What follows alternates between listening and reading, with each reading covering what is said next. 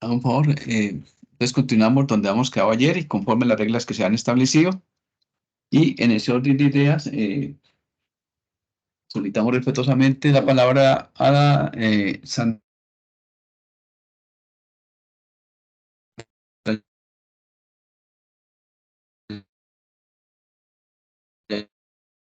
Delgado para que exponga respecto al artículo 177 del Código Penal.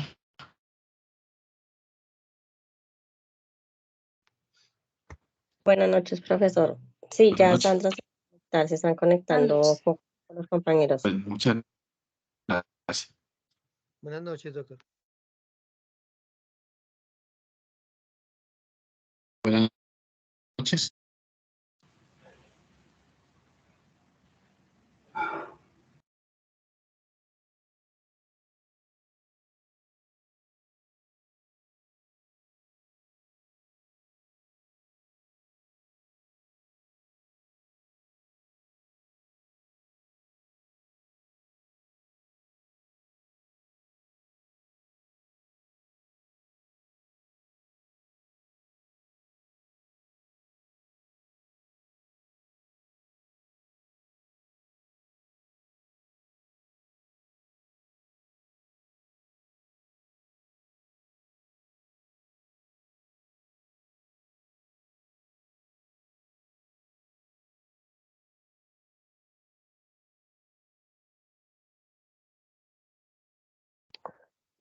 Buenas noches, profesor. Usted me había llamado, qué pena.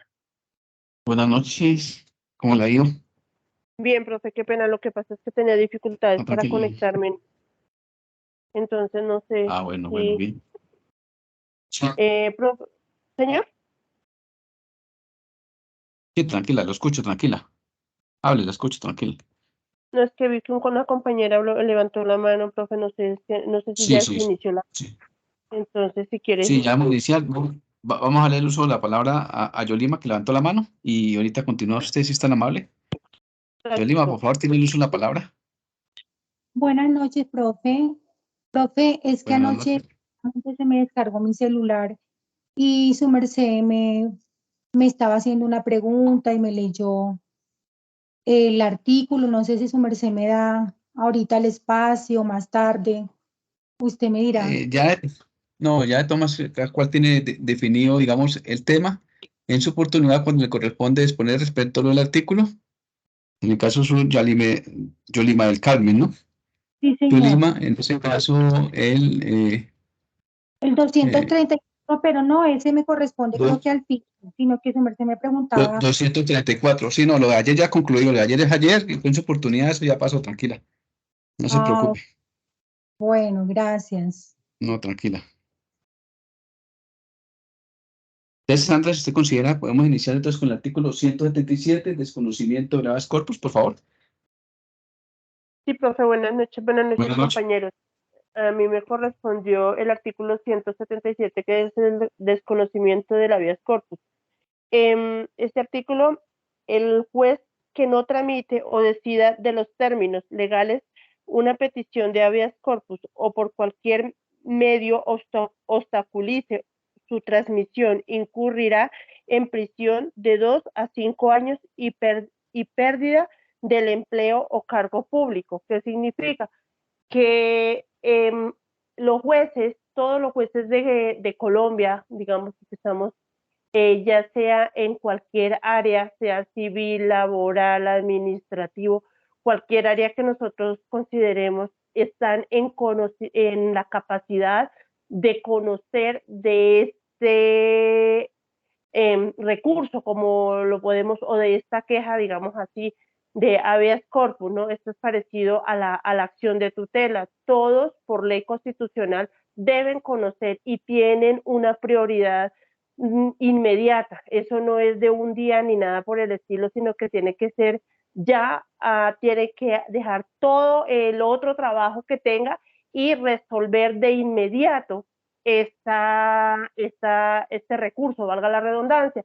Si no lo resuelve con la inmediatez, pues, y de acuerdo a cómo lo soliciten, claro está que debe de estudiar las pruebas que le hayan allegado en el mismo, si es pertinente, si no es pertinente, concederlo, que se ajuste a la ley, entonces podría incurrir en alguna sanción.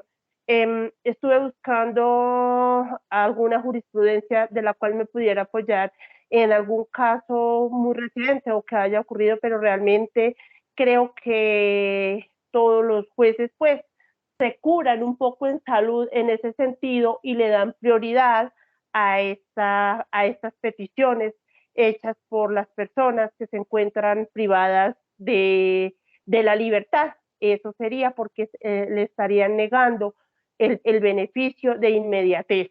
Entonces, profe, considero que aquí quedaría sustentado mi artículo. No sé si de pronto tenga que extenderme más o sea suficiente. ¿Algunos compañeros tienen alguna pregunta, inquietud con respecto a lo que ha señalado la compañera Sandra Yarmín, la colega?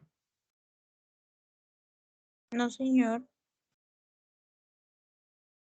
Bueno, digamos, frente al delito de desconocimiento de habeas corpus, es importante señalar lo siguiente. En primer lugar, este es un tipo penal de mera conducta, es decir, basta desconocer el habeas corpus, bien sea en su trámite, ya en colaborar para que se resuelva ese habeas corpus, ya para resolverlo, para que se tipifique el delito del habeas corpus. Por lo tanto, es un tipo penal de mera conducta.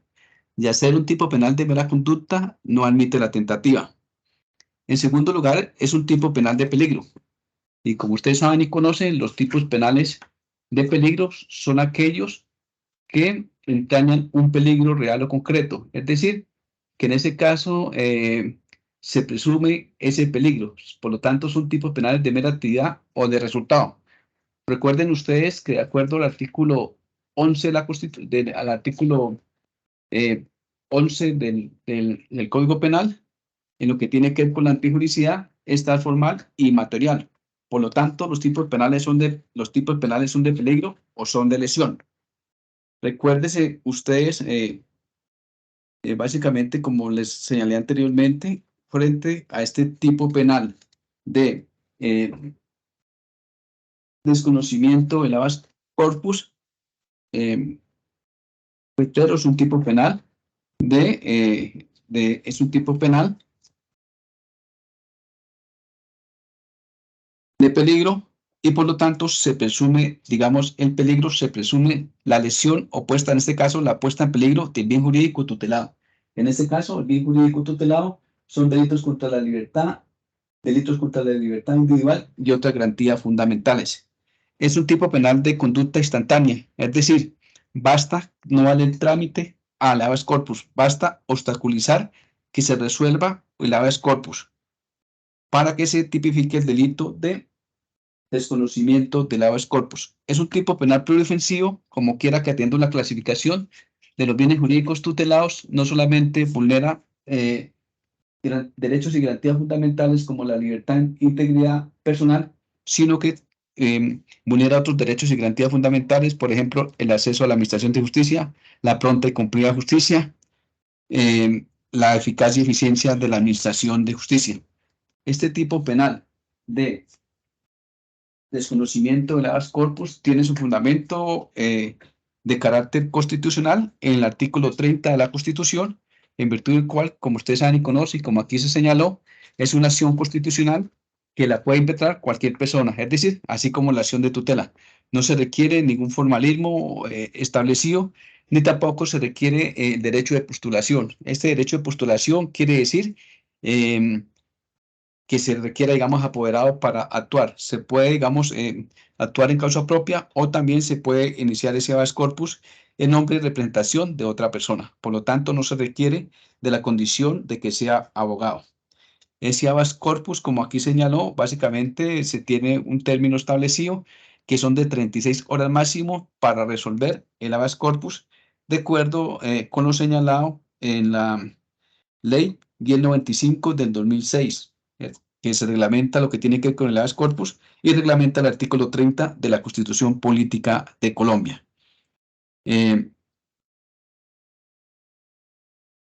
Ese habeas corpus, como aquí se señaló, son competentes todos los jueces de la República para resolver el habeas corpus. Por lo tanto, todos los días son hábiles para imputar el habeas corpus y por lo tanto se establecen, digamos, turnos o existe juez de control de garantías o juez de conocimiento y se hacen turnos para efectos de reparto para resolver lo que tiene que ver con el habeas corpus. Por lo tanto, es competente para resolver la solicitud del habeas corpus todos los jueces y tribunales de la rama judicial, como lo señaló Sandra en su exposición. Este habeas corpus se interpone ante una corporación, tendrá cada uno de sus integrantes como un juez individual. Es decir, si se interpone, por ejemplo, ante un tribunal o ante la Corte Suprema de Justicia, en ese caso no se constituye sala, sino el magistrado competente es el que resuelve el habeas corpus. Diferente cuando es la acción de tutela, que ahí sí de todas formas se corresponde a una determinada sala, esa acción de tutela se resuelve por los magistrados que componen la sala para resolver la acción de tutela. En el habeas corpus es, digamos, un magistrado que es individual. No obstante, es una corporación pública, como es un tribunal superior o la Corte Suprema de Justicia, en ese caso, pues, resuelve ese habeas corpus un magistrado, solamente un solo magistrado, sin necesidad de la ponencia. Este tipo penal de desconocimiento del habeas corpus tiene un sujeto activo calificado o cualificado. Como ustedes saben y conocen, el sujeto activo agente es aquel que comete la conducta punible.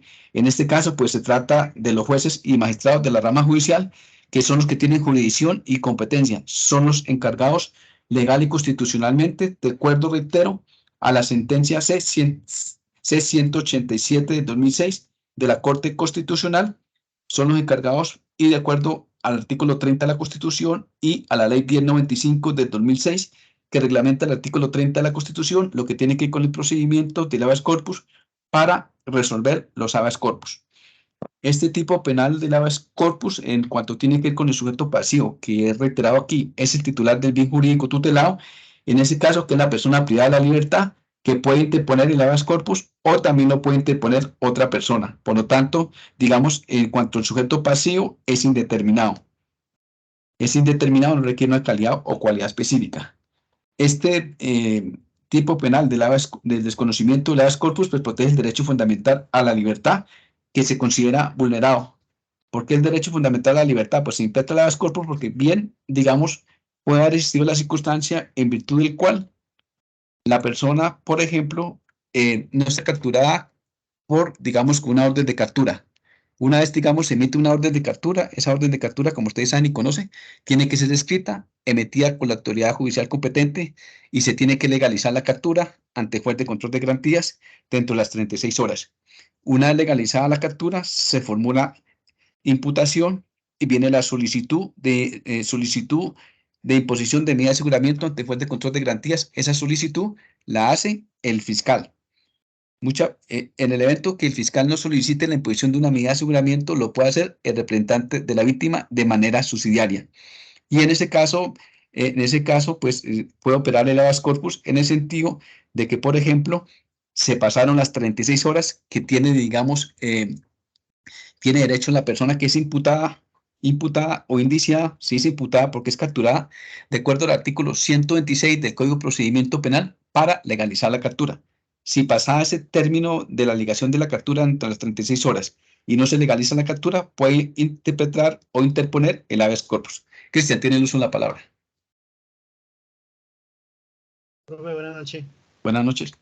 De pronto hay alguna excepción a eso, o sea, de pronto en algún momento se puede interponer ese habeas corpus antes de las 36 horas o toca siempre después de las 36 horas. Digamos, digamos, 36 horas es el tiempo que se tiene para poner a disposición, digamos, de la autoridad competente ante el juez de control de garantía la persona que ha sido capturada. 36 horas tiene el juez, cualquier juez de la República, para resolver el habeas corpus.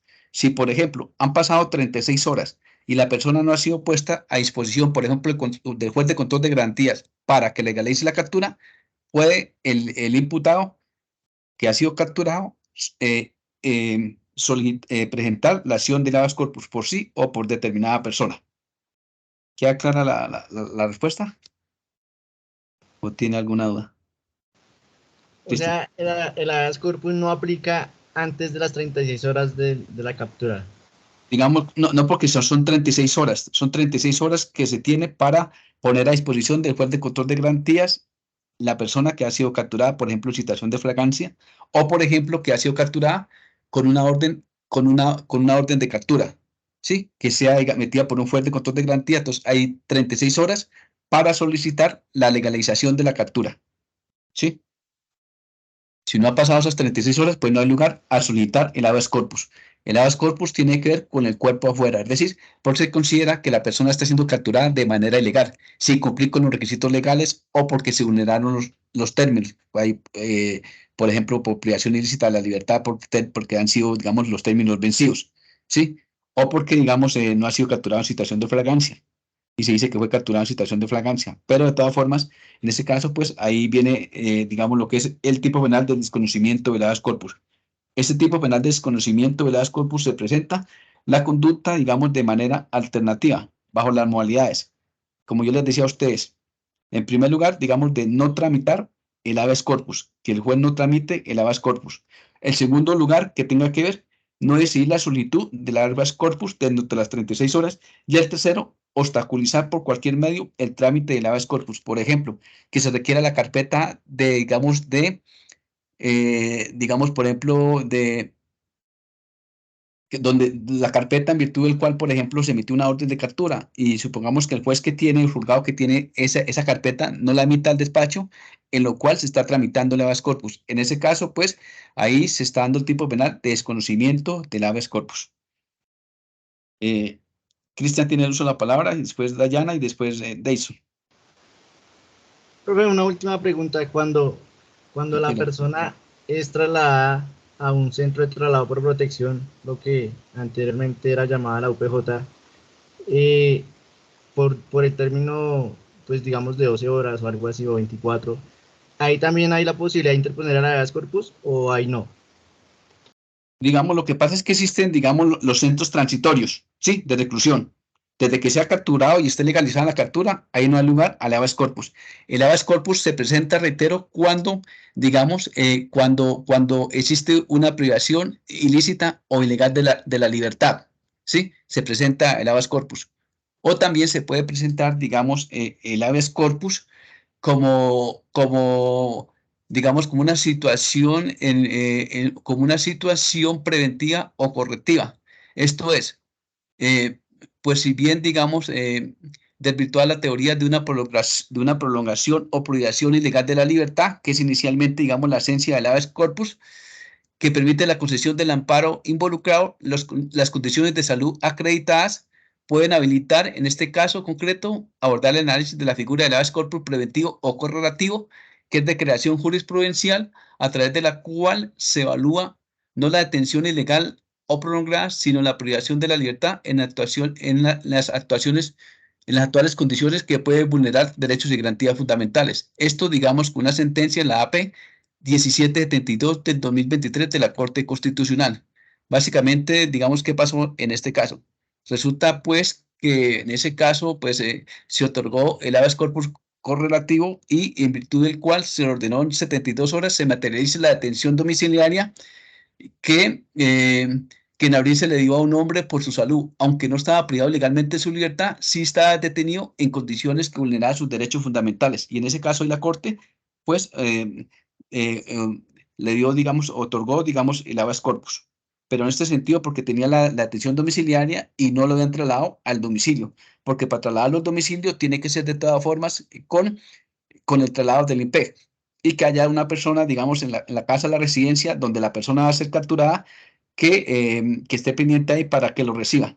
Porque si esa persona está capturada en el domicilio y se va desde el domicilio sin la autorización, digamos, del juez de control de garantías, queda en curso en el delito de fuga de presos.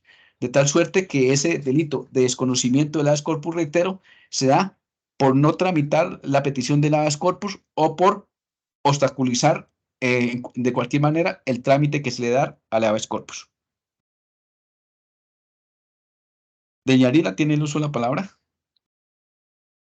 Gracias, profe. Buenas noches. Yo Buenas tengo noches. una duda. El hecho de que en el momento de la captura no se le lean los derechos, a la persona capturada, ¿eso es una causal para solicitar el habeas corpus?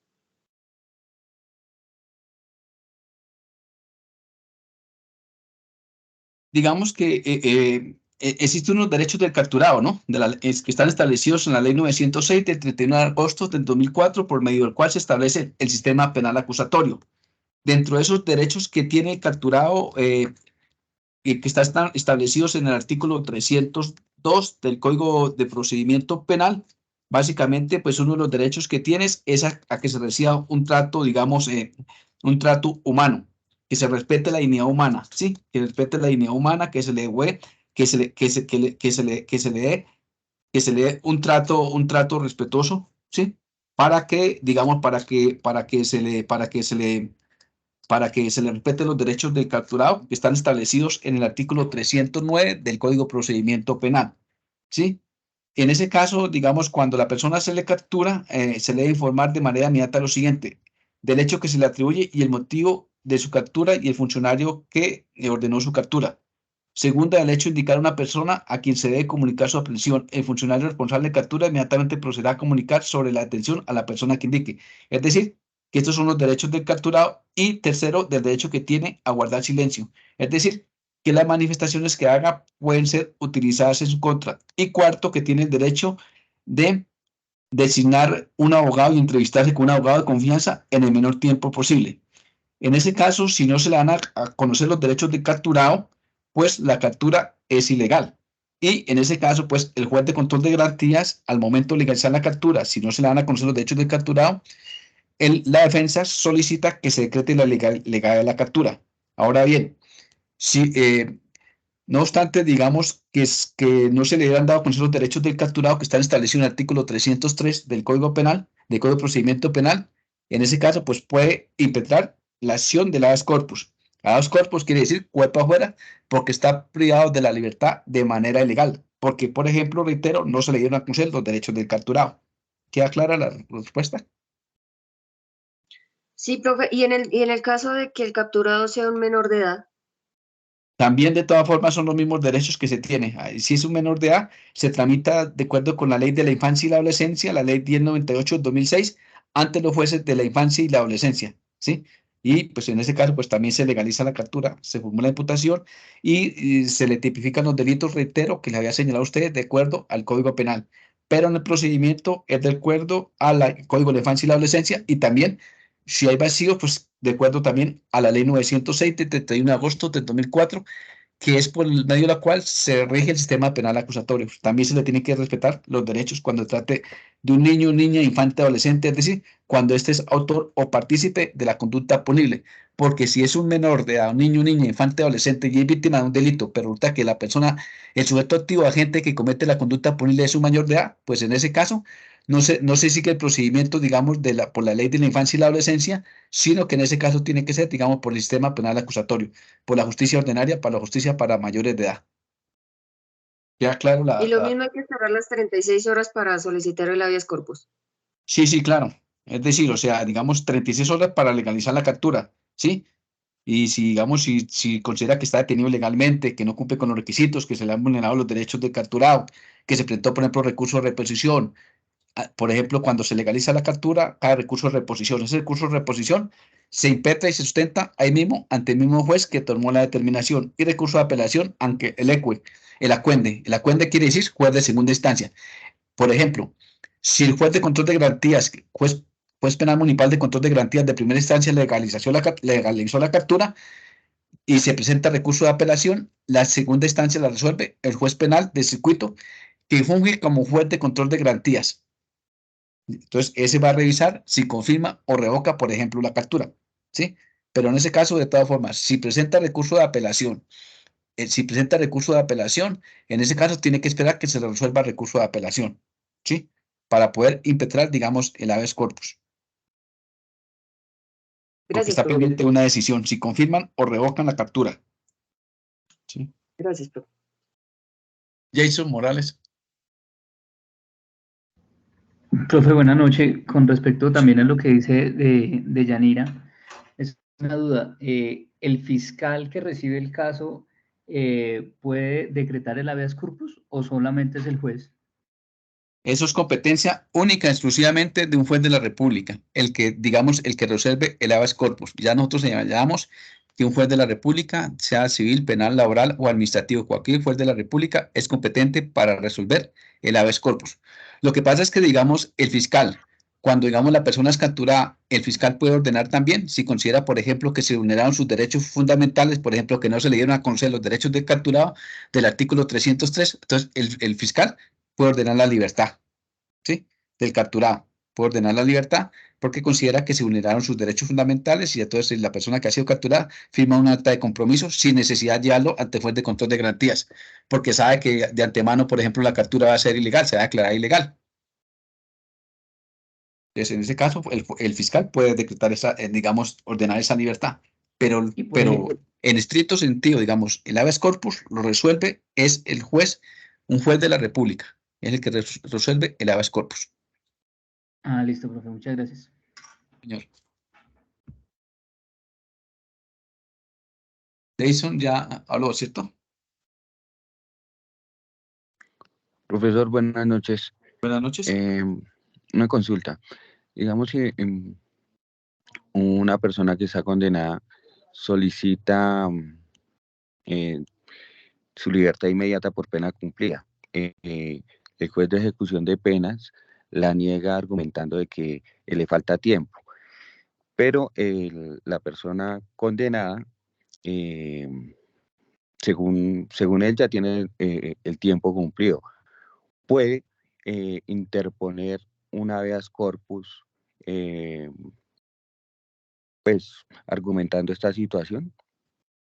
Sí, claro, porque es que de todas formas, si ya cumplió la pena, si tiene la pena cumplida y considera que están vulnerando sus derechos, en ese caso fue ante el juez de ejecución de pena, que es el encargado de vigilar la pena, y le niega, digamos, la libertad por pena cumplida, puede presentar recurso de apelación, y ese recurso de apelación lo resuelve el Tribunal Superior, Sala de Decisión Penal, ¿sí?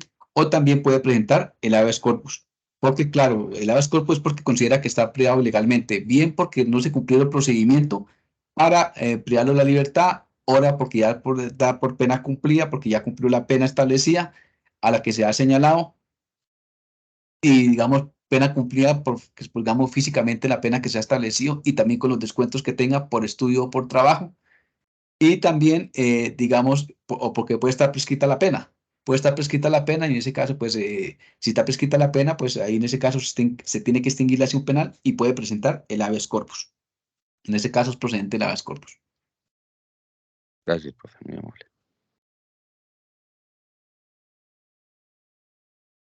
Sobre este tipo penal de desconocimiento del habeas corpus, es importante señalar lo que ha venido manifestando la Corte Constitucional en sentencia C-187 del 2006. Para la Corte, el habeas corpus se procede en las hipótesis analizadas anteriormente respecto de actos realizados por autoridades públicas, pues mediante este mecanismo se procura defender el derecho a la libertad personal ante actuaciones ilegales cometidas por agentes estatales. Es decir, o sea, quien comete esa arbitrariedad, pues son, digamos, los funcionarios estatales, los funcionarios del Estado. Por eso, este tipo penal, el juez que omite o no decía dentro de 36 horas. Por lo tanto, digamos, en ese caso, frente al tipo penal de desconocimiento del habeas corpus, el sujeto activo o agente es un sujeto activo calificado. En este caso, es un juez de la República. Esta misma jurisprudencia de la Corte Constitucional dice que el ordenamiento jurídico no faculta a los particulares para privar de la libertad a una persona, menos aún para retenerla en esa condición. La cesión de este principio procede de acuerdo al artículo 32 superior, es decir, el artículo 32 de la Constitución, que como ustedes saben y conocen, digamos, un particular puede capturar a una persona que esté cometiendo un delito pero lo importante es que lo ponga a disposición de la autoridad competente, en este caso, digamos, de la policía y de la fiscalía.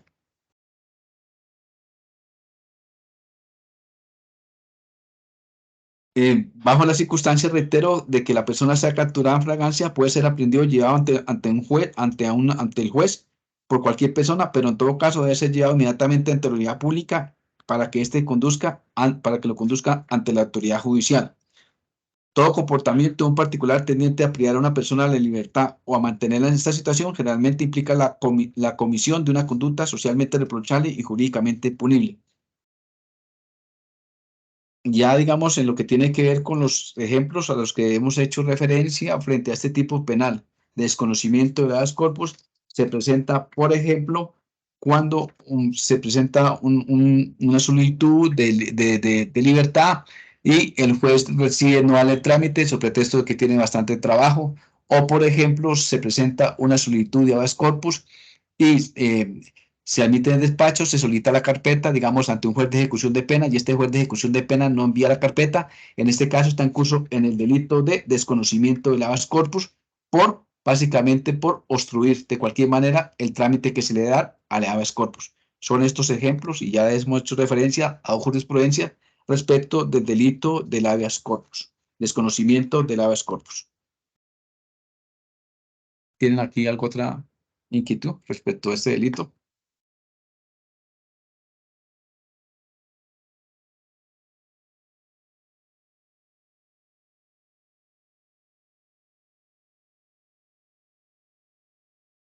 Por mi parte, no, profe, muchas gracias. Entonces, continuamos, por favor, entonces con el artículo 176.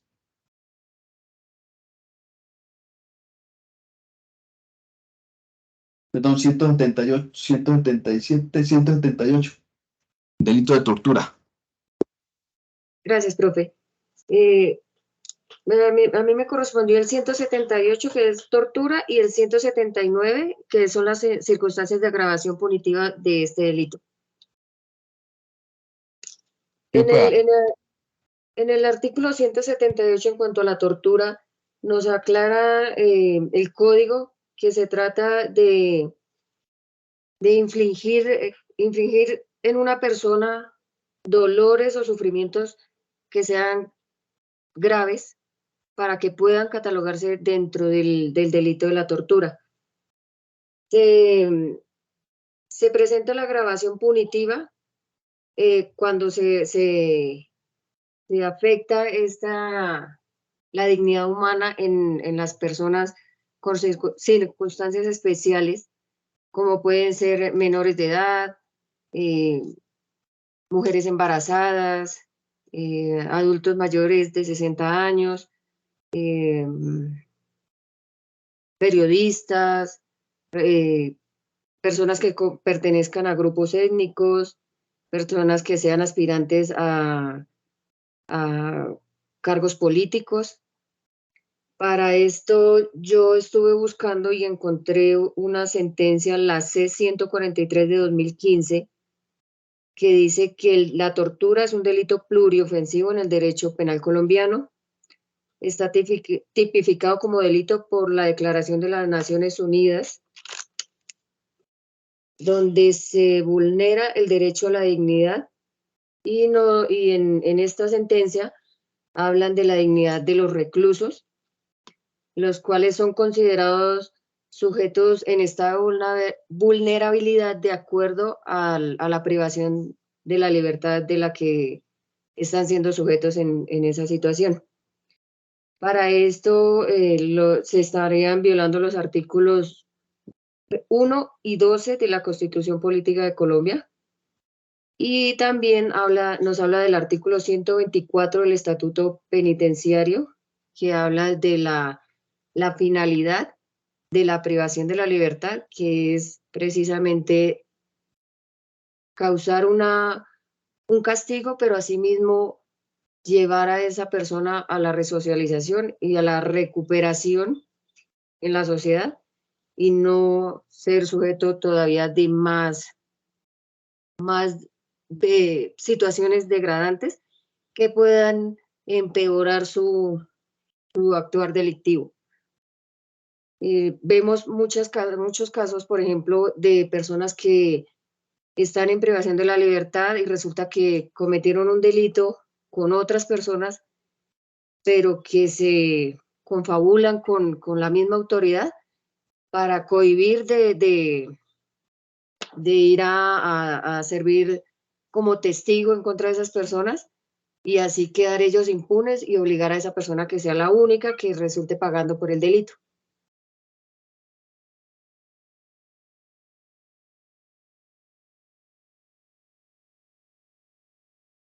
¿Terminó? Sí, señor. Bueno, en primer lugar, es importante señalar que lo que tú haces referencia respecto a que tiene que ser, digamos, infligir a una persona dolores o sufrimientos graves. Sobre, digamos, lo que tiene que señalarse en cuanto al sentido de la expresión que graves, esta expresión fue declarada inconstitucional por la Corte Constitucional mediante sentencia C-148 del 22 de febrero del 2005 con ponencia del doctor Álvaro Tafur Galvez. Por lo tanto, basta, digamos, que se inflinja a una persona dolores o sufrimientos. No tiene que ser graves para que se tipifique el delito de tortura.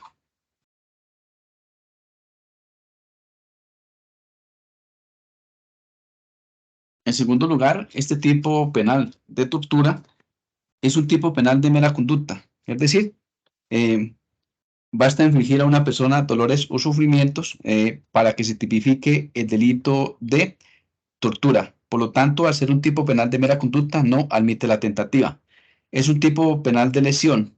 En este caso, pues se tiene que lesionar o poner en peligro el bien jurídico tutelado, pues se trata aquí en este caso de la libertad individual y otras garantías fundamentales, conforme usted lo ha señalado, en el sentido de que básicamente pues tiene como fundamento el artículo 1 de la Constitución, en cuanto tiene que ver autonomía, en cuanto tiene que ver en que Colombia es un Estado social de derecho organizado en forma de república unitaria, descentralizada, con autonomía de sus entidades territoriales, democrática, participativa y pluralista, fundada en el respeto de la dignidad humana. Claro, la tortura tiene que ver con la dignidad humana en el trabajo y la solidaridad de las personas que la integran y la prevalencia del interés general.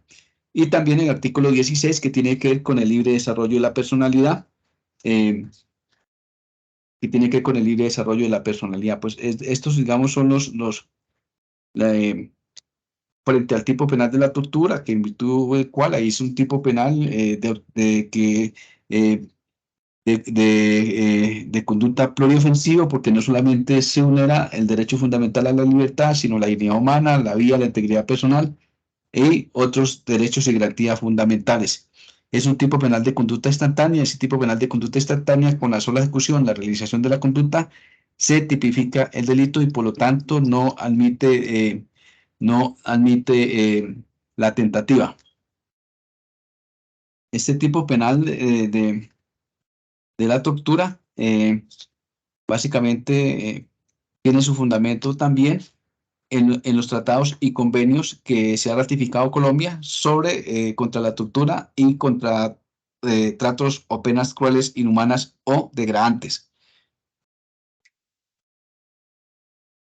Este tipo penal, en cuanto al sujeto activo agente, es un sujeto activo agente indeterminado, es decir, no requiere una calidad o cualidad específica, no exige ninguna calidad respecto al autor. En cuanto al sujeto pasivo, en este caso, pues es indeterminado, es decir, la víctima de tratos crueles, inhumanos o degradantes. En cuanto al bien jurídico tutelado, es pluriofensivo, como lo señalé anteriormente, no solamente porque se protege la autonomía personal, la libertad, la capacidad de autodeterminación, la integridad personal y la dignidad humana, que es uno de los derechos fundamentales establecidos en el artículo 1 de la Constitución, el artículo 1 del Código Penal, el artículo 1 del Código de Procedimiento Penal. Este tipo penal de tortura, en cuanto al objeto material, es personal porque recae en una persona que afecta la integridad física o psicológica del sujeto pasivo, es decir, del titular del bien jurídico tutelado. Esta conducta de tortura tiene por finalidad infligir o hacer padecer a la víctima dolores o sufrimientos. Esos dolores o sufrimientos pueden ser físicos o morales, con el fin de obtener de ella o de un tercero información o confesión, de castigarla por un acto que ella cometió o que se sospecha que ha cometido, o de intimidarla o coaccionarla por cualquier razón que comporte algún tipo de discriminación. Esa es la finalidad que se tiene, digamos, con el delito de tortura.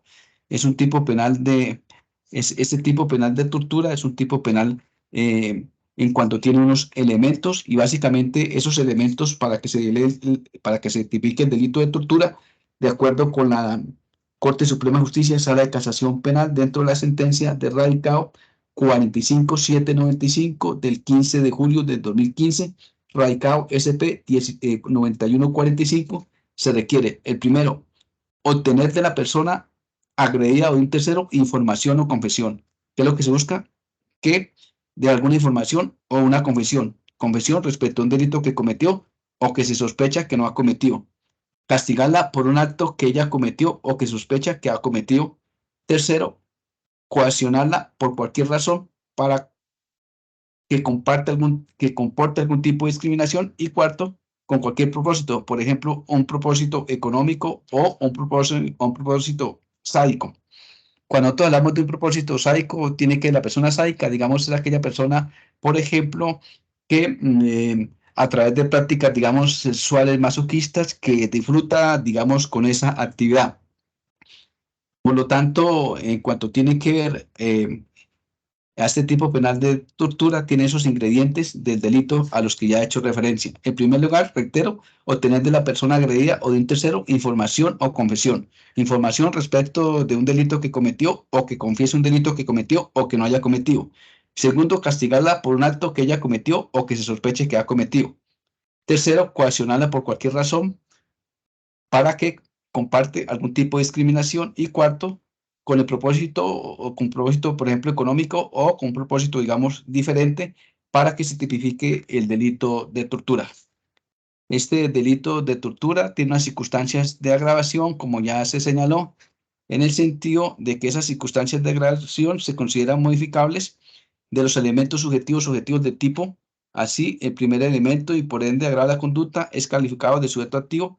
Se califica, dado que endurece las penas, el juicio de reproche cuando la gente hace parte del núcleo familiar de la víctima, es decir, cuando es familiar o la gente es un agente del Estado, es decir, el sujeto activo de agente trabaja con el Estado, sea como autor, determinador o cómplice. Por ejemplo, digamos, la persona que captura, digamos, miembros de policía que capturaron a una persona que se sospecha que cometió un delito, pero a esa persona, por ejemplo, lo empalan, le infringen castigos y todo, en ese caso, con el fin de que comience el delito o que se sospecha que ha cometido el delito o que una información, en ese caso, pues está agravando la conducta por la condición de ser servidor público.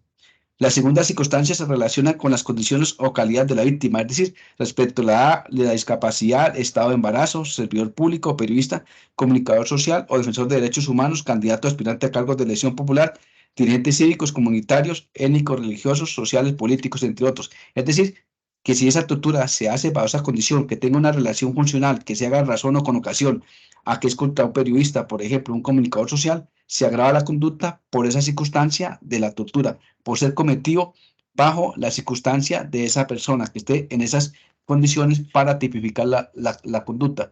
Asimismo, se incrementa la conducta, se aumenta la conducta, se agrava cuando el agente utiliza bienes del Estado, por ejemplo, carros. Se traslada, por ejemplo, un carro, por ejemplo, una patrulla para trasladar a una persona que ha sido capturada, se lleva para determinado sitio y en ese sitio allá se somete, digamos, a tratos crueles, inhumanos o degradantes, por ejemplo, se empala para que confiese, para que haga una información y lo hace, por ejemplo, un miembro de la policía, en ese caso es agravado por ser miembro de la policía y también es agravado en ese caso por el agente utilizar bienes del Estado, por ejemplo, un carro o, por ejemplo, aviones, helicópteros, lanchas y armas.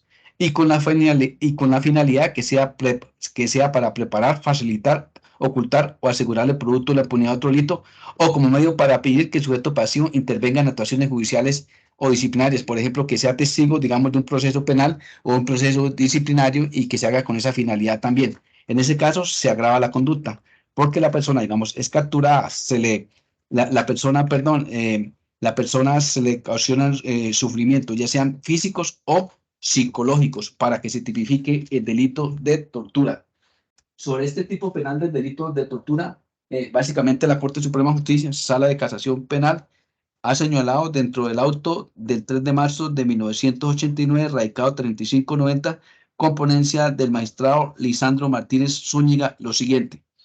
En estas condiciones, mientras que la tortura física es el sometimiento de la víctima a la voluntad del victimario, es consecuencia del dolor corporal que se inflige en la psíquica, es decir, como la tortura puede ser física, puede ser psíquica, la limitación de las capacidades determinadas del sujeto pasivo se logra mediante el procedimiento que no afecta la materialidad del cuerpo humano, tales como las amenazas, pero en cualquiera de estas dos modalidades de tortura es imprescindible el sometimiento de la víctima a la voluntad extraña. Es decir, que la tortura puede ser física o psíquica, tal cual como dice el que inflige a una persona dolores o sufrimientos, físicos o psíquicos. Físicos tiene que ver en el cuerpo o en la salud, o psíquicos tiene que ver en la parte de la psiquis, la parte intelectual, morales, juicios morales, en lo que tiene que ver, digamos, con la amenaza, por ejemplo, que se le da a la víctima, el dolor que se le causa, se le causa a la víctima para que se dé el delito de tortura. Esa tortura reitero, es una tortura, digamos, física, moral y psíquica que se le ocasiona a la víctima para que se tipifique el delito de tortura, conforme lo señalé anteriormente.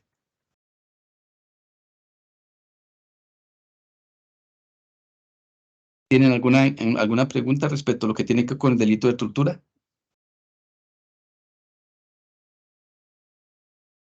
No, señor. Jason. Profe, buenas noches. Buenas noches.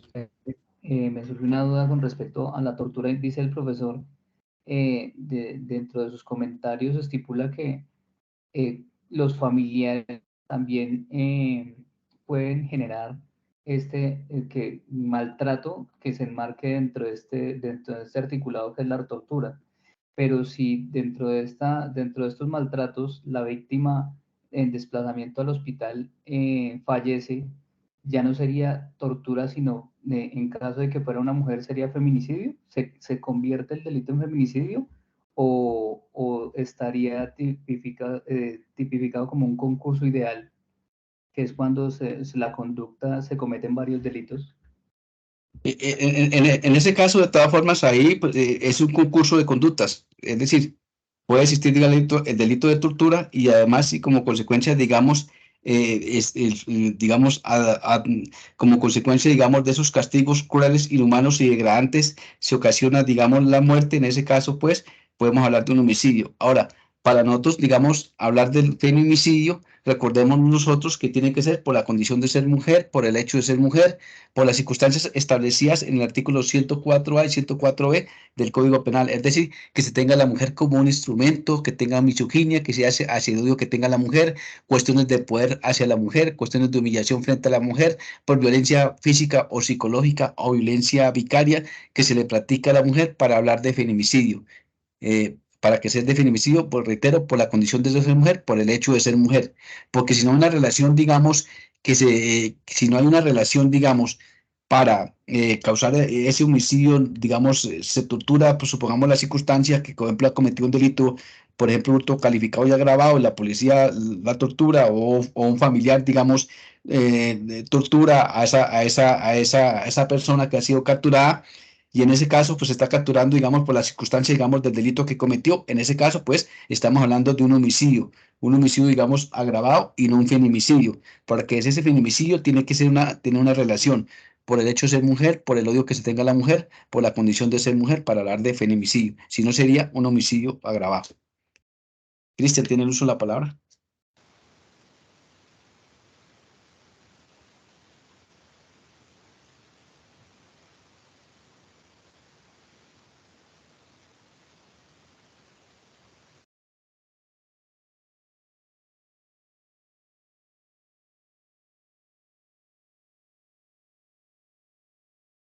Profe, Sí, sí. cuando en ese numeral, perdón, en el que la gente sea integrante del grupo familiar de la víctima, ¿cómo se diferencia la tortura de la violencia intrafamiliar? Pues digamos, básicamente en el delito de tortura hay que tener en cuenta los ingredientes. Es decir, la tortura la finalidad es obtener de la persona agredida o de un tercero información o confesión. Sí, se hace con esa finalidad de tener una información o una confesión. Segundo, se castiga por un acto que ella cometió o que sospecha que ha cometido, un acto, una conducta. Y tercero, se coacciona por cualquier razón que comporte algún tipo de discriminación. Y cuarto, con el propósito, por ejemplo, económico o sádico. Mientras que la violencia intrafamiliar que está establecida en el artículo 229 del Código Penal, lo que es esa violencia física o esa violencia es psicológica. Esa violencia se presenta, digamos, digamos, entre compañeros permanentes o entre cónyuges que así se hayan divorciado, el hecho de que se hayan divorciado, de todas formas, si existe agresiones, en ese caso se da la violencia intrafamiliar. Mientras que aquí reitero, en cuanto tiene que ver con el delito de tortura, en primer lugar, aquí el bien jurídico tutelado tiene que ver con la libertad, integridad y otras libertades. Mientras que el delito de violencia intrafamiliar, el bien jurídico tutelado, en el caso del delito de violencia intrafamiliar, el bien jurídico tutelado en ese caso es la familia. Luego, aquí hay una diferencia en cuanto tiene que ver, en cuanto al bien jurídico tutelado respecto del delito de tortura y respecto del delito de violencia intrafamiliar. En segundo lugar, el delito de violencia intrafamiliar es un tipo penal subsidiario, es decir, siempre y cuando no constituya otro delito, mientras que el delito de tortura es un tipo penal autónomo e independiente y no es un tipo penal subsidiario. En cuanto tiene que ver con el delito de violencia intrafamiliar, en ese caso, esa conducta de violencia intrafamiliar básicamente tiene que ver en cuanto al sujeto activo, agente sujeto activo calificado, es decir, debe ser miembro del núcleo familiar en sentido amplio consagrado en el tipo penal. Esto es, cualquier miembro de la familia. Y en cuanto al sujeto pasivo, en este caso, es sobre un ascendiente, descendiente, adoptante o adoptivo, o un cónyuge o compañero permanente. Así haya, reitero, divorcio, y en ese caso, pues se tipifica el delito de violencia intrafamiliar. Ese tipo de violencia intrafamiliar, básicamente la conducta es maltratar física o psicológicamente. Pero esa conducta, digamos, la violencia intrafamiliar se hace entre compañeros que viven o conviven en el mismo techo o que han sido compañeros o compañeras permanentes, ¿sí? Entonces, se diferencia, digamos, en cuanto tiene que ver al bien jurídico tutelado, en cuanto tiene que ver al ingrediente, en cuanto tiene que ver con la finalidad. Porque usted podrá observar claramente que, digamos, reitero, el delito de tortura es obtener obtener de la persona agredida o de un tercero información o confesión, mientras que en la violencia intrafamiliar hay una violencia física o violencia psicológica. Ahí no es la finalidad obtener información o confesión. Entonces, cuando, digamos, la violencia intrafamiliar, cuando, digamos, se ocasiona una violencia física o psicológica a un miembro de la familia. Miembro de la familia, digamos, que vivan en el mismo techo, que compartan el mismo techo, así, digamos, no tengan ningún parentesco, pero que convivan en el mismo techo, sea la violencia intrafamiliar, o que siendo, digamos, o compañeros permanentes, o que también han sido casados, pero ya no convivan en el mismo techo, también sean delitos de violencia intrafamiliar. ¿Sí queda más o menos claro, Cristian? Sí, profe, muchas gracias. No, con mucho gusto. Profe, Sí. es que se me venía a la mente, no sé si estoy en lo correcto o tal vez no. Digamos, en un suceso con un policía, no sé, se me ocurre, digamos, que detengan un carro por Uber y yo soy el pasajero, el cliente. Y el policía se pone como a decirme a mí, usted, bueno, como a sacarme la información para que yo confiese que el señor es Uber, pero pues yo no quiero dar esa información. Y él empiece como a coaccionarme, como a amenazarme, como a llevarme, a decirme que si yo no digo la verdad, que si yo lo cubro, incurro en no sé qué delito, o sea, como esa presión. Yo podría, obviamente aparte del administrativo del policía, yo podría impulsarle copias ante la fiscalía para denunciarlo por este delito, porque pues digamos, siento que me está torturando según la definición que leo en el artículo 178 y 179, porque él está buscando que yo confiese o diga algo de, digamos, en este ejemplo, el delito de Uber, pero yo no quiero. Entonces sí me está como torturando. ¿Sí cabe ahí o no cabe, profe, ese artículo? Pero es que, digamos, o sea, el hecho, digamos, de utilizar lo que tiene que ver con esas plataformas que no están legalizadas no es un delito, ¿sí? Ese no es un delito. Digamos, conducir, digamos, un vehículo, digamos, si la autorización establecía, ahí en ese caso, pues no es un delito, ¿no? Sí, pero digamos, el policía está buscando que yo confiese para poderle inmovilizar el carro al muchacho. Si yo digo, no, es que si él es un primo y yo lo estoy cubriendo a él, pero empiezan a decir, oh, que usted está mintiendo, se está cometiendo, bueno, y empiezan uno como a amenazarlo para que yo diga, sí, la verdad es un Uber, y así a la persona se le lleve en el vehículo. ¿Esa presión del policía no cabería dentro de ese artículo? No, no, porque es que de todas formas, para que se dé, digamos, la tortura, se castiga por un acto que cometió o que sospecha que ha cometido. Se entiende que es un acto, una conducta punible, un delito. ¿Sí? Y ahí en ese caso no es delito. Ok. Por eso no se da la tortura.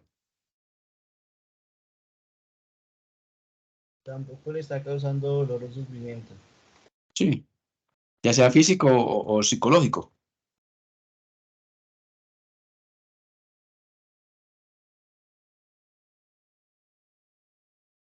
Tampoco, digamos, tiene un propósito económico o sádico, ¿no?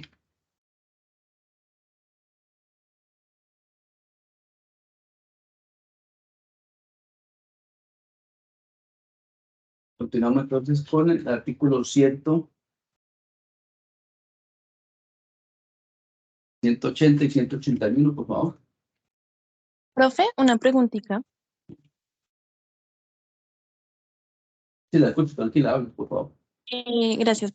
Digamos en el ejemplo que pone Aaron, eso, digamos, en vez de tortura, por lo que decía el compañero, digamos que no le está haciendo algún sufrimiento, pero sí podría ser como acoso o algo por el estilo, ¿no? Porque de igual manera si hay una presión para que él se beneficie, digamos, de eso. Entonces podría ser como acoso. No, digamos, eventualmente no sería acoso, sino, digamos, eventualmente de pronto un constreñimiento ilegal, ¿sí? Pero ese constreñimiento ilegal, digamos, se tiene que constreñir a otro a hacer, tolerar, omitir alguna cosa, ¿sí? Y ahí en ese caso, pues, digamos, pues básicamente ahí o sea, ahí, digamos, constreña a otro para hacer, tolerar, omitir. Ahí tampoco se da constreñimiento, ¿sí? El acoso tampoco. El acoso, digamos, el acoso, por ejemplo, un acoso, el tipo penal del acoso es el acoso sexual. El acoso sexual, por ejemplo, son las manifestaciones, por ejemplo, que se le hace a una persona, sea un hombre o sea una mujer, por ejemplo, en el caso que se presentó, digamos, con una funcionaria o una empleada, mejor, de la electrificadora de Santander, en virtud del cual el gerente de la electrificadora, ella era secretaria de Secretaría General, y era un acoso sexual en el sentido de que decía que Thomas, que cuando ella la veía y todo, que de todas formas le hacía, digamos, esto, em, con solo verla y todo, le hacía despertar el apetito sexual, que estaba linda, que estaba bonita, que no sé qué, que se, que tenía que tener algo con ella, que por favor salieran, que la invitaba a salir, que cuando salían a tomarse algo, cuando iban aquí y allá, o sea, haciéndole insinuaciones, digamos, irrespetuosas y acosándola laboralmente. En ese caso, pues es un acoso sexual por la actividad que venía, digamos, ejerciendo el representante legal, en ese caso, contra una funcionaria de la Electrificadora de Santander, y en el caso es un acoso sexual. Aquí en este caso no existe ni el delito de tortura, ni el delito de constreñimiento para delinquir, perdón, ni el constreñimiento, ni el delito de constreñimiento ilegal, o tampoco ni el delito de concusión, porque el delito de concusión, reitero, lo ejerce un servidor público por un acto que debe cometer o que esté bajo sus funciones o no esté bajo sus funciones, pero que tenga una finalidad, un provecho para sí o para un tercero, sea económico, ¿sí? En ese caso, pues no sea ni el delito de constreñimiento ilegal, ni tampoco sea el delito de tortura, ni tampoco sea el delito de concusión. En el ejemplo que estamos poniendo respecto, digamos, de la persona que viene ejerciendo la actividad del Uber y que de cierta manera, digamos, el agente de policía, pues, trata como intimidarlo, digámoslo así, para que, pero ahí no se da ningún delito de esos a los que hemos hecho referencia.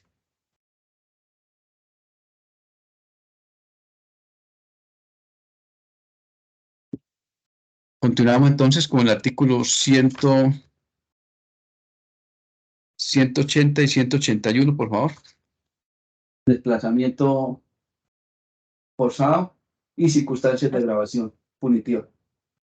Artículo 180. Desplazamiento forzado. El que de manera arbitraria, mediante violencia u otros actos coactivos dirigidos contra un sector de la población, ocasione que uno o varios de sus miembros cambie el lugar de su residencia, incurrirá en prisión de 96 a 216 meses multa de 800 a 2.250 salarios mínimos mensuales vigentes y en interdicción de derechos y funciones públicas de 96 a 216 meses. No se entenderá por desplazamiento forzado el movimiento de población que realice la fuerza pública cuando tenga por objeto la seguridad de la población o en desarrollo de imperiosas razones militares, de acuerdo con el derecho internacional. Entonces, para que se configure el delito de desplazamiento forzado se requieren de unos elementos. Un sujeto activo indeterminado, una conducta arbitraria, contraria a derecho, sin justificación alguna, la utilización de la violencia o cualquier otro acto coactivo, que la conducta vaya dirigida contra un sector de la población y que como consecuencia debe ocasionar el cambio de lugar de residencia de uno o de varios miembros del sector de la población. En cuanto al sujeto activo, puede ser cualquier persona, pero en realidad, pues acá en Colombia, los agentes causantes del desplazamiento forzado son los grupos armados al margen de la ley, que son los paramilitares, guerrilleros, narcotraficantes, también la delincuencia común y en ocasiones los agentes del Estado, porque regularmente ellos son los que cuentan con el poder organizado y real de las armas, como mecanismo expedito para infundir temor. Encontré como víctimas de la violencia contra la población LGBTI, los asesinatos de los líderes sociales y excombatientes de las FARC, los falsos positivos, las comunidades indígenas, los sindicalistas, también los campesinos. También sobre el sujeto pasivo. Puede ser cualquier persona que se haya visto obligada a migrar dentro del territorio nacional o fuera de él. Sobre la conducta, se rige por el verbo rector ocasionar, el cual se refiere a la acción que significa para este caso dar a lugar o provocar el cambio de la residencia de una o más de dos personas de un sector de población. También sobre la violencia puede ser física o moral. Física cuando se emplea la fuerza muscular con golpes, reducción física o cualquier tipo de armas, constriñendo a la víctima en la realización de conducta descrita. Y es moral cuando se compele psíquicamente al sujeto pasivo mediante amenazas, coacciones o actos idóneos contra las personas o las cosas que anulan la voluntad de los individuos y se restringe su libertad psíquica obligándolo a realizar actuaciones o a dejar de realizar algo. También, entre otros actos coactivos, encontré consisten los homicidios, las lesiones personales, las desapariciones forzadas, los secuestros, violencia sexual, las masacres, el reclutamiento a menores, atentados terroristas y extorsiones. Y ya, profe. Sí, muchas gracias. Digamos, este tipo penal de desplazamiento forzado, conforme usted lo acaba de señalar, básicamente se concreta en desalojar, obligar a salir a una o varias personas pertenecientes de una comunidad, de su espacio, de su arraigo, expulsarlo de su lugar de residencia de manera arbitraria y violenta, y en la mayoría de los casos para despojarlos, por ejemplo, de su tierra o a través del control territorial, como usted lo señaló en su exposición, respecto, digamos, de los, básicamente, pues es un tipo penal, dice, el que de manera arbitraria, indeterminado, no requiere una calidad o cualidad específica, pero conforme a los ejemplos que usted ha señalado, básicamente lo vienen ejerciendo, digamos, en el caso colombiano, miembros de la autodefensa o miembros de la guerrilla, o como usted lo dice, delincuencia común organizada, en el sentido de llevar a cabo ese desplazamiento, tener ese control social, quebrantando los derechos humanos y la autonomía personal, la libertad de locomoción o movimiento, de residencia, al lugar de trabajo digno, de la educación, a la propiedad, a la identidad étnica y cultural, a la vida e integridad personal, lo que constituye un delito que se presenta, digamos, en el caso colombiano, y por lo tanto, este tipo penal es de carácter permanente, es decir, mientras que se prolongue durante el tiempo ese desplazamiento forzado, pues que la persona dure desplazada de su territorio, sea que ocurre dentro de un marco un conflicto armado interno o sea o ajeno al mismo, pues también en la práctica, como usted lo señalaba, de grupos de delincuencia común con fines económicos o con control social. En ese caso, pues se considera que es un tipo penal de carácter permanente mientras que se dé ese desplazamiento. Este tipo penal de desplazamiento forzado tiene unas circunstancias, digamos, de agravación que se presentan de acuerdo al artículo 181 del Código Procedimiento Penal, del Código Penal. Esto es, cuando la gente tuviera la condición de servidor público, por ejemplo, em, digamos que los miembros del ejército se alíen con los miembros de la autodefensa y bajo esa condición para cometer, digamos, ejecuciones extrajudiciales, los que llaman falsos positivos, y desplacen a determinadas personas que viven en determinados sitios o lugar. En ese caso, pues, ahí se da la condición de la circunstancia de agravación de desplazamiento forzado. Segundo, cuando se comete en persona de discapacidad o menor de 18 años o mayor de 60 años o mujer embarazada, atendiendo esa circunstancia. Y tercero, cuando se comete por razón de las calidades contra las siguientes personas. O sea, si se hace desplazamiento forzado contra un periodista, comunicador social, defensor de derechos humanos o candidatos a elección popular, en ese caso se agrava la conducta. Cuando se comete utilizando bienes del Estado, por ejemplo, las armas del Estado o, por ejemplo, vehículos del Estado. Y cuando se cometiera la víctima, cuando se sometiera a la víctima a tratos crueles, inhumanos o degradantes para realizar ese desplazamiento forzado, ahí en ese caso, pues, se agrava la conducta. Este tipo penal de desplazamiento forzado, sobre este tipo penal de desplazamiento forzado, en cuanto tiene que ver con la naturaleza y alcance del delito de desplazamiento forzado, la Corte Suprema de Justicia, Sala de Casación Penal, dentro de la sentencia, dentro del radicado 61717, acta de aprobación 057, sentencia SP 092 del 2023, con ponencia del doctor Gerson Chaverra Castro, magistrado de la Corte Suprema de Justicia, sentencia del 22 de marzo del 2023, respecto del delito de desplazamiento forzado, ha señalado lo siguiente.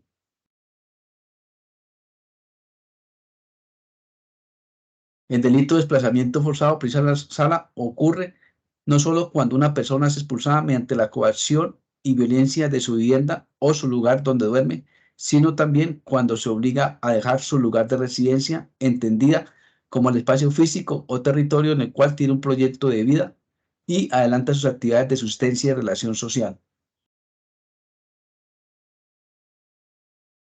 Es el sitio, en consecuencia, donde además de vivir, la víctima busca cumplir sus metas y propósitos trazados a partir de su proyección personal. Es decir, aquí en este caso, pues tenemos una circunstancia de agravación que se presenta y nos dan los elementos del delito de desplazamiento forzado. Esta jurisprudencia ya se la compartía a Ferney para que me haga el favor y se la comparto a usted, a las dos a las que he hecho referencia. Muchas gracias.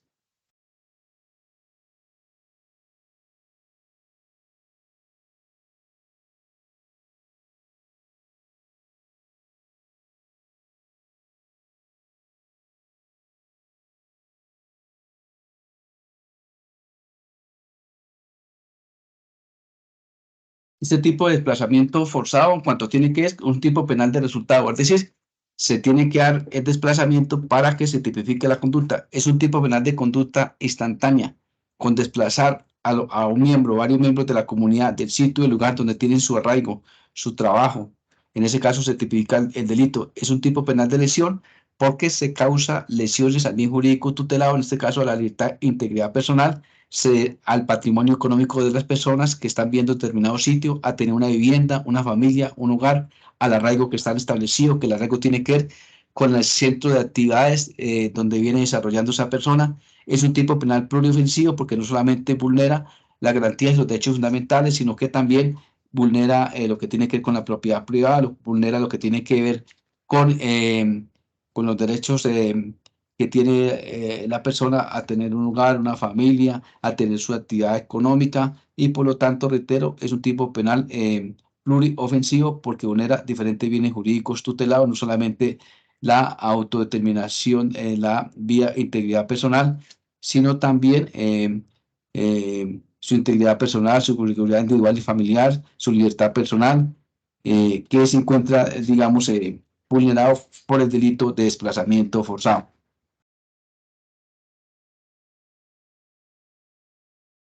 ¿Tienen alguna Pregunta respecto al delito de desplazamiento forzado.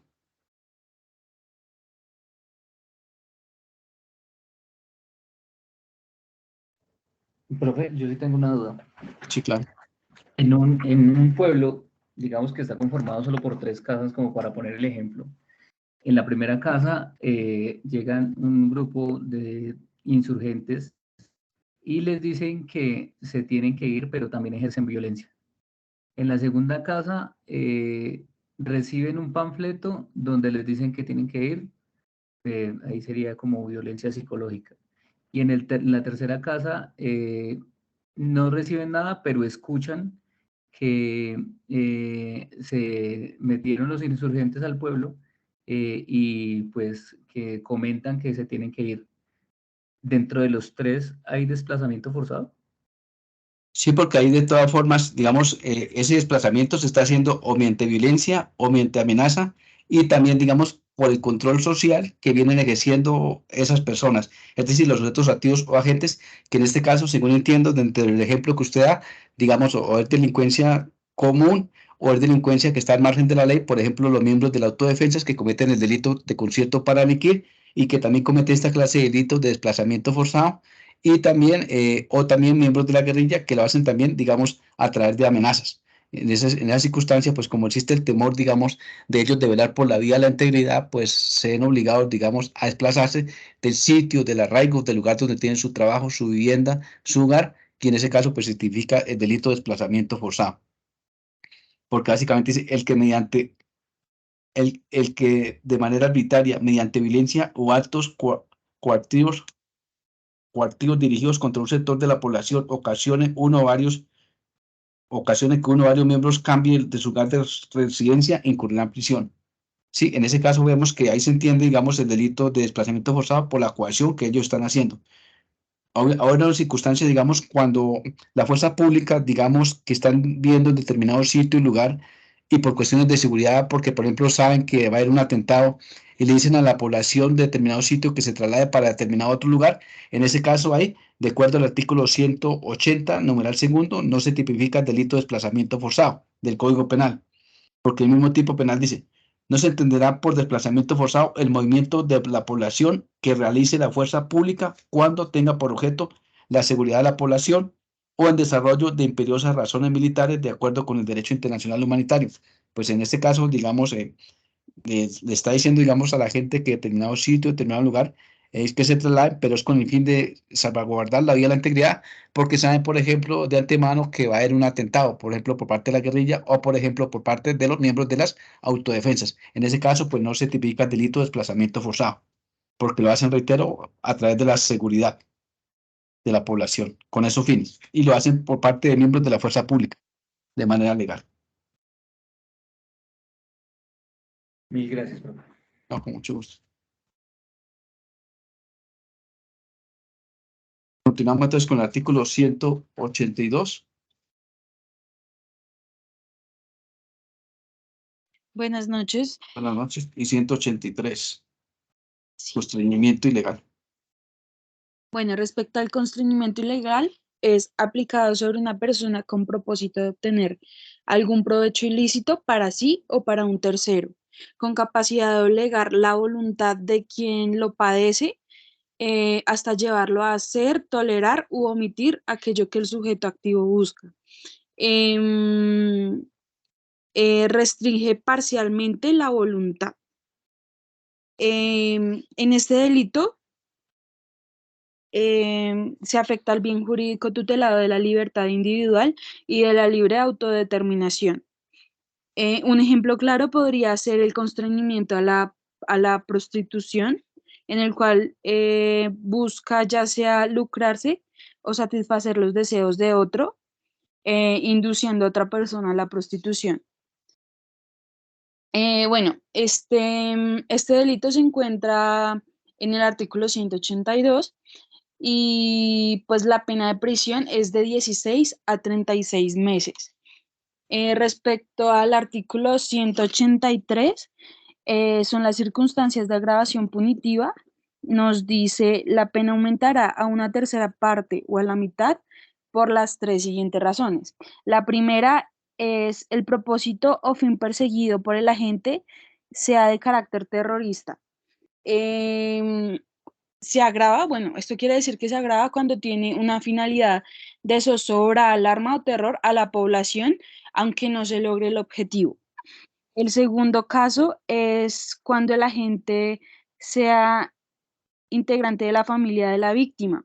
Y el tercero, cuando el agente abuse de superioridad docente, laboral o similar. Este último se refiere a usar mal o excesiva, injusta o impropio o indebidamente la jerarquía, la posición dominante, que por razón de índole laboral o similar se tiene por la persona. Respecto a esto último, encontré un ejemplo. Espérame.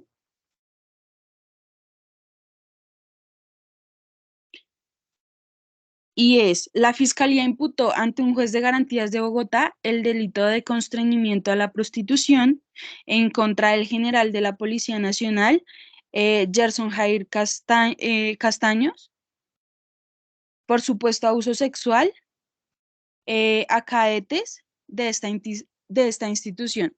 Era quien incitaba a las cadetes a tener encuentros con funcionarios a cambio de un pago económico y pues ahí en ese caso se estaría pues tipificando el constreñimiento ilegal, pero aparte también incurre en el agravante del numeral tercero y ya, eso sería todo, profe. En primer lugar, debemos de señalar que el constreñimiento ilegal básicamente es un sujeto activo indeterminado.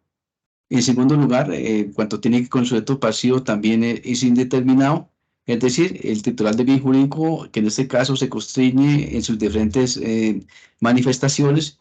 Este tipo penal lo que tiene que ver con la conducta es constreñir, obligar a una persona a realizar, soportar, omitir un determinado comportamiento. Para que se dé el delito de constreñimiento ilegal, se tienen que dar unos elementos, y esos elementos de constreñimiento ilegal se aplica sobre una persona con el propósito de obtener provecho ilícito para sí o para un tercero. Exige que ese propósito definido con capacidad de obligar la voluntad o de quien no pase hasta llevarlo a tolerar o omitir aquello que para el sujeto activo se traduce en provecho o condición de que ese provecho, utilidad, sea distinto al económico, puesto que la consagración de esta conducta punible protege esencialmente la autonomía personal. Ese constreñimiento ilegal contempla la acción de constreñir, esto es de obligar o compelar al sujeto pasivo por cualquier medio que esté a su alcance del actor cuyo propósito constriña en alcanzar un provecho ilícito para sí o para un tercero. Esto de acuerdo con la jurisprudencia de la Corte Suprema de Justicia, Sala de Casación Penal, dentro del 25 de mayo del 2005, radicado 17666.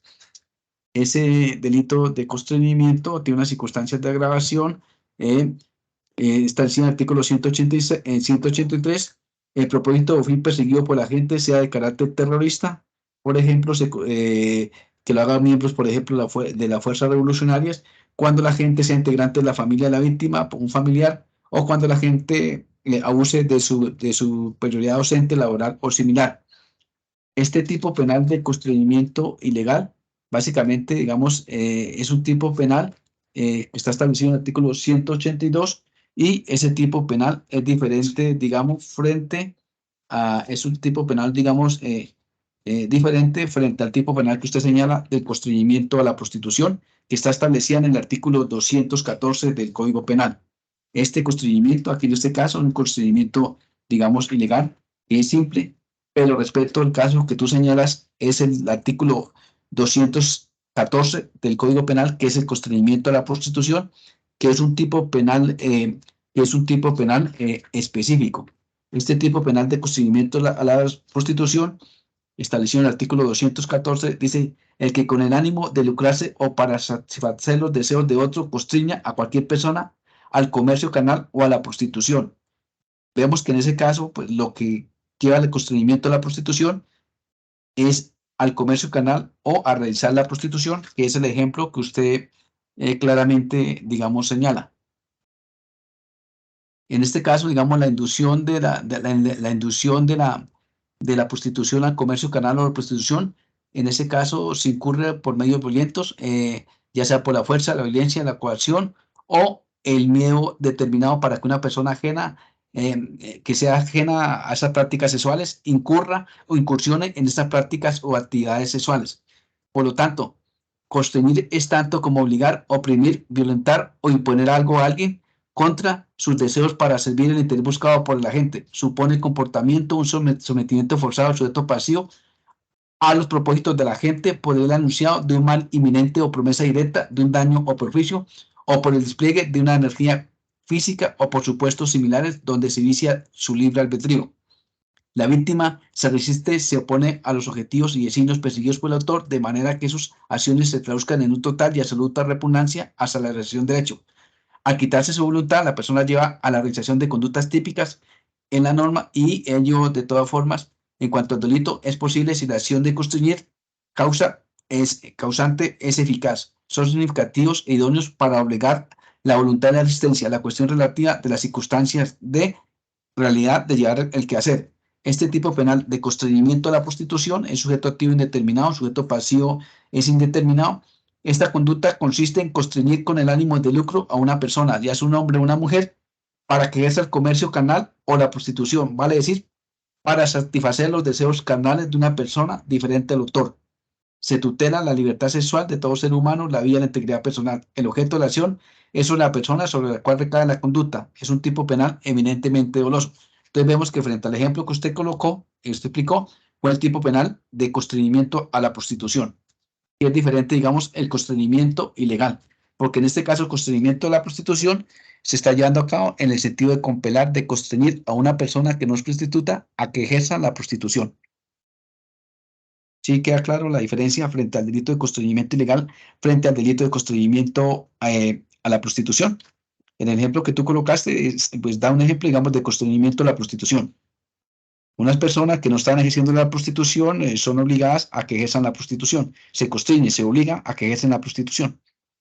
Porque es un tipo penal especial y autónomo que está establecido en el artículo 214 del Código Penal, diferente al constreñimiento ilegal. Listo, profe, sí quedó claro. Gracias. Sí. Bueno, no, gracias a ustedes por la participación. Son las 9:53, yo creo que por ahí podemos dejar así, si tiene alguna inquietud.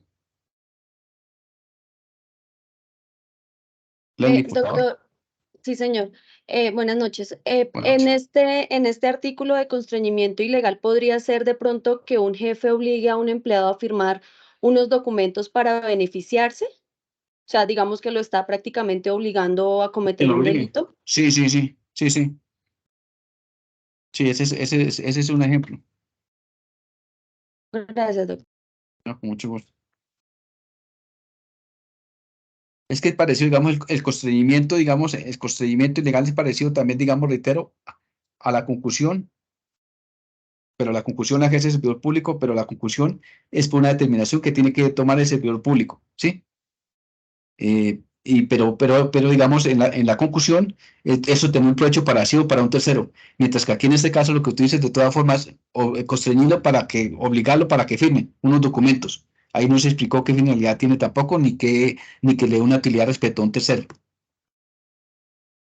Por lo Sí, tanto, ahí se señor, tipifica el delito de constreñimiento ilegal.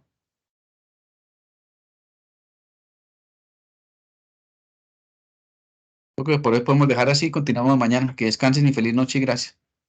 Gracias, doctor. Gracias, Feliz noche. profesor. Buenas noches. Buenas noches, que descansen, gracias. Gracias. Gracias, profe.